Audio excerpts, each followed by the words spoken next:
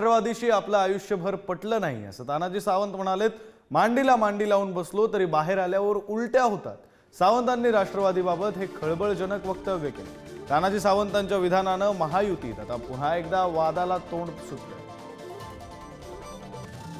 काँग्रेस आणि राष्ट्रवादीचं माझं जमलेलं शिकत असल्यापासून आतापर्यंत ती वास्तव जसं एलर्जी म्हणतोय गुढी खाली उलट्यावर चालवतात ती अवस्था आहे। कारण ते विचार परिपूर्ण भिडलेले आहेत अंगामध्ये, त्याच्यामुळे ते शक्य आहे। आज जरी आम्ही कॅबिनेटला मांडीला लावून बसलो असलो तरी सुद्धा बाहेर आल्यानंतर उलट्या होतात। ही वस्तुस्थिती सर्व होत नाही। ते आता वयाच्या 7व्या वर्षी म्हणून बदलू शकत नाही।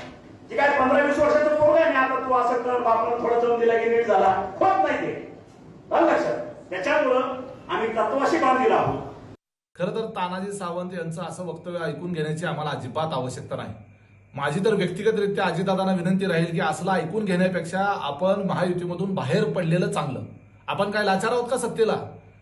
आणि हे कोण तानाजी सावंत अशा पद्धतीने बोलणार आणि काय संबंध आहे त्यांचा बोलायचा? तानाजी सावंत यांनी महायुतीमध्ये राष्ट्रवादीला प्रवेश दिला का? माझी त्यामुळं माझ्या पक्षातल्या वरिष्ठ नेत्यांना विनंती आहे की आपण स्वाभिमानी आहोत, आपण काय कोणाच्या घरचं खात नाही आहोत। आणि त्यामुळं अशा पद्धतीनं ओकारीची भाषा करणाऱ्या तानाजी सावंतला एक तर बाहेर काढा, नाहीतर आम्ही तर बाहेर पडतो।